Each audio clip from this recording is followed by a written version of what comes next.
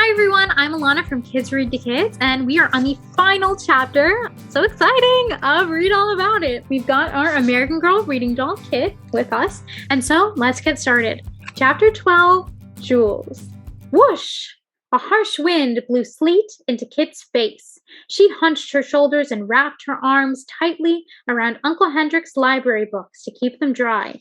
It was Christmas Eve morning, and even a long list of errands and nasty weather could not dampen Kit's spirits. I bet the sleet will turn into snow, she thought. How perfect!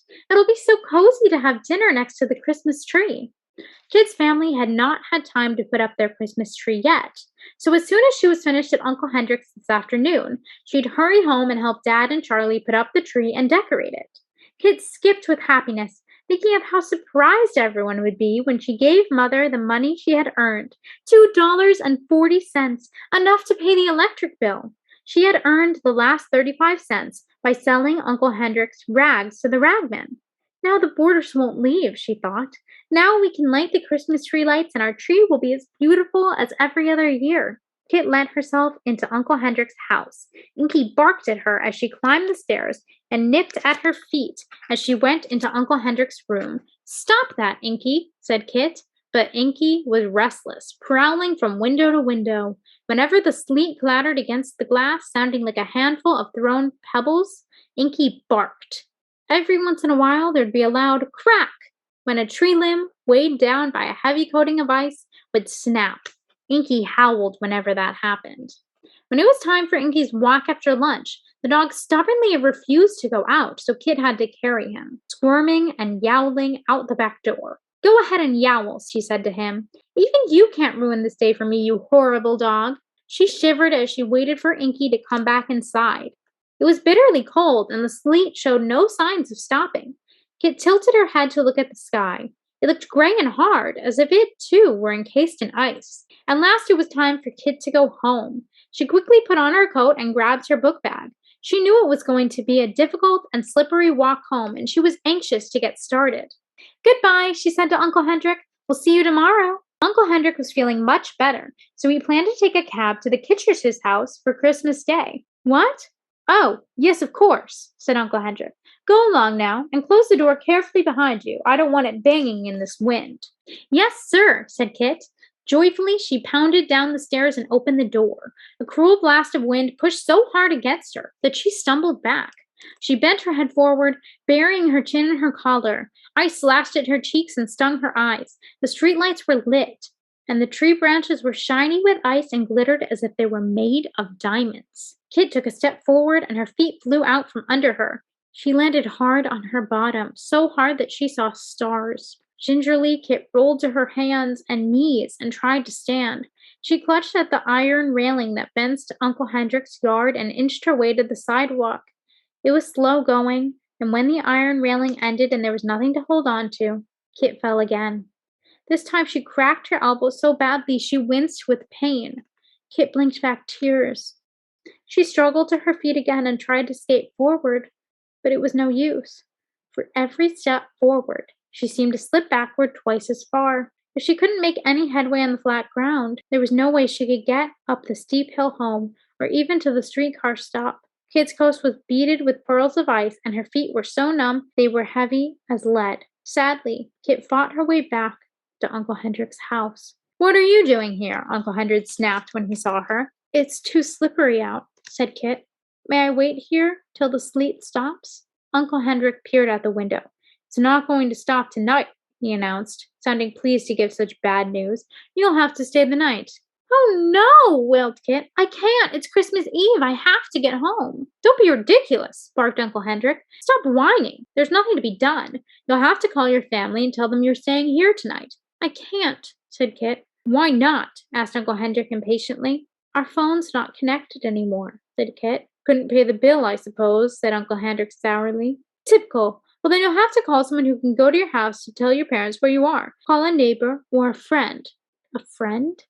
Now Kit's heart felt as heavy and leaden as her feet. There was only one person she could call, and that was the last person on earth she wanted to call. But Kit had no choice. She went to the phone. Maybe her mother will answer, she thought. But when the voice on the other end said hello, Kit knew who it was right away. "Ruthie," she said.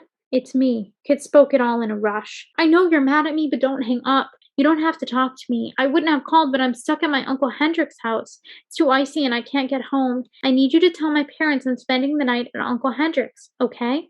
There was a pause. "Okay," said Ruthie. She sounded very far away. "Wait, Ruthie," said Kit. "One more thing. I wanted I I wanted to say I'm sorry.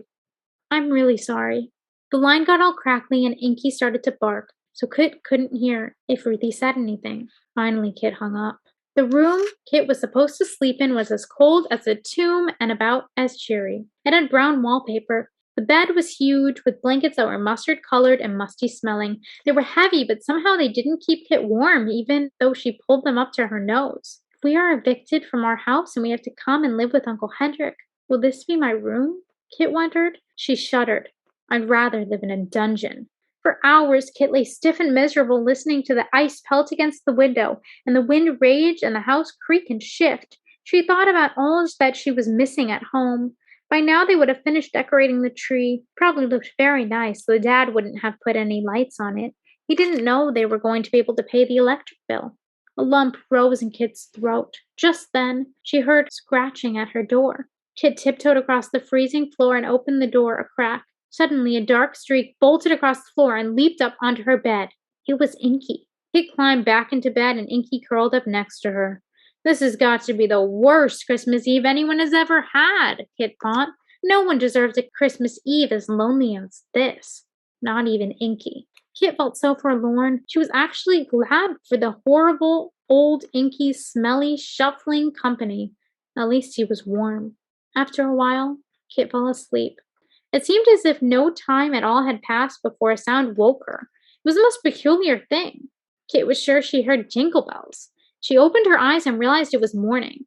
Kit got up and pulled the curtains open.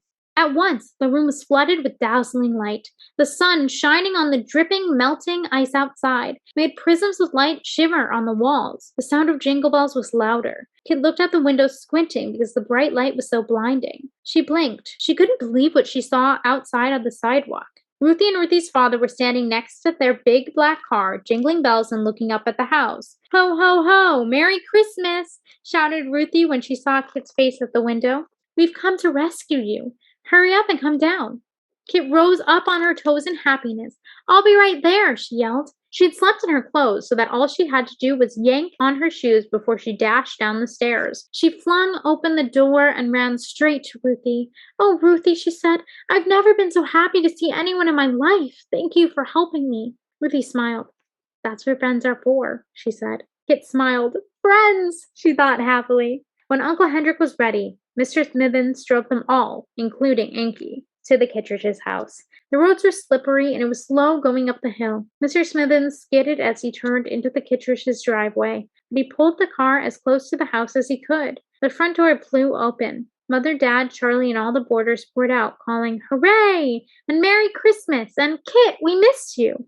When Kit jumped out of the car, everyone tried to hug her at once. "I'll come back this evening to give you a ride home, sir," Mr. Smithens said to Uncle Hendrick. Just before she went inside, Kit turned and waved goodbye to Ruthie. "Thanks again. See you later," she called. "Merry Christmas." "Merry Christmas," Ruthie called back cheerily, waving through the car window. A Merry Christmas it was, too, as merry as any Kit had ever known. Dad surprised Kit with her typewriter, fixed and as good as new, and Charlie gave her a box of typing paper. In the typewriter, there was a piece of paper that said, "For Kit, Merry Christmas, with love from Dad and Charlie." Mother had a surprise for Kit, too. It was a little black Scotty dog pin. "It was given to me when I was your age," said Mother with a twinkle in her eye. "I thought you might like it. Now that Uncle Hendrick is feeling better, you won't be seeing Inky quite so often." At the sound of his name, Inky started barking. Kit grinned.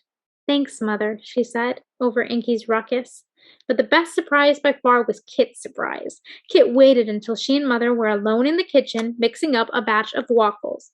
"We'll sit next to the tree," said Mother. "I'm sure it'll be as lovely as ever, although I am sorry we can't have any lights on the tree this year. It just seems too extravagant since we can't pay the electric bill." "Oh, yes, we can," said Kit happily. She handed Mother a handkerchief full of coins. "Here's $2.40. Mother looked at the money in disbelief. "Oh, my," she said. "Where did this come from?" "From Uncle Hendrick," said Kit. I earned it. Mother laughed. Kit Kittredge, she said. There never was a girl like you. Wait till I tell your father. He'll be just as proud of you as I am. She threw her arms around Kit and hugged her close. I hope you are proud of yourself, too. Kit was. At dusk, Ruthie and her father came back. Kit and Ruthie presented the scarves they had knitted to their fathers, who didn't seem to mind that the scarves had no fringe. After a bit, Mr. Smithens drove Uncle Hendrick and Inky home, and Kit walked Ruthie back to her house. They were quiet for a while. Then Kit said, almost shyly, Uncle Hendrick is all better. Would you like to go window shopping tomorrow? Sure, said Ruthie. The little Scotty pin my mother gave me will look really nice on the collar of your red dress, said Kit. That is, if you don't mind if I borrow it. It was too dark to see Ruthie's face, but Kit could tell that she was smiling. Kit went on to say, that was awfully nice of you to give the ballet tickets to Miss Hart and her boyfriend and Miss Finney and Mr. Peck.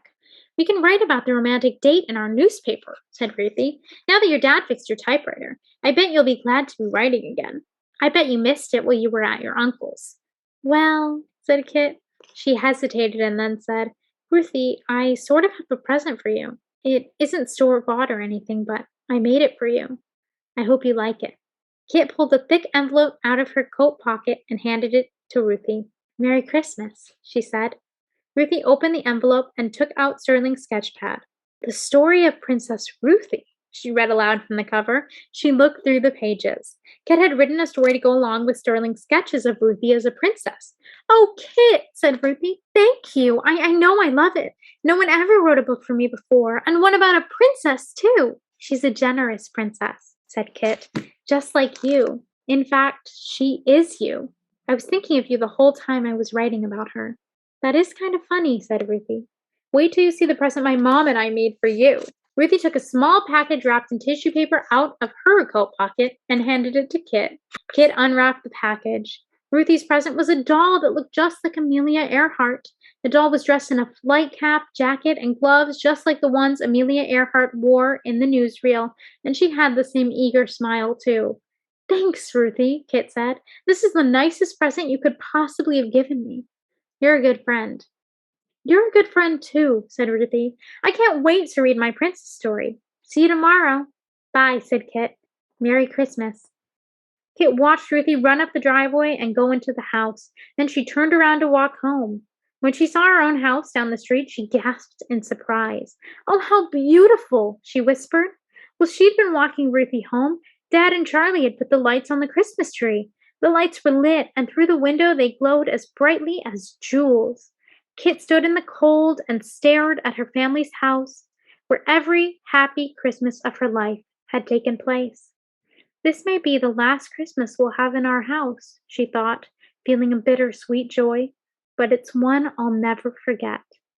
It may even be the very best Christmas of all. And that is the end of Read All About It, our story with our reading doll, Kit. I hope you enjoyed reading along with me and that you'll use our lesson plan to this book. At every chapter, there's listening comprehension questions, creative writing prompts, and fun games. Once again, go to Kids Read to Kids for all of our other resources. Subscribe to our YouTube channel and let us know what you think. Happy reading, everyone!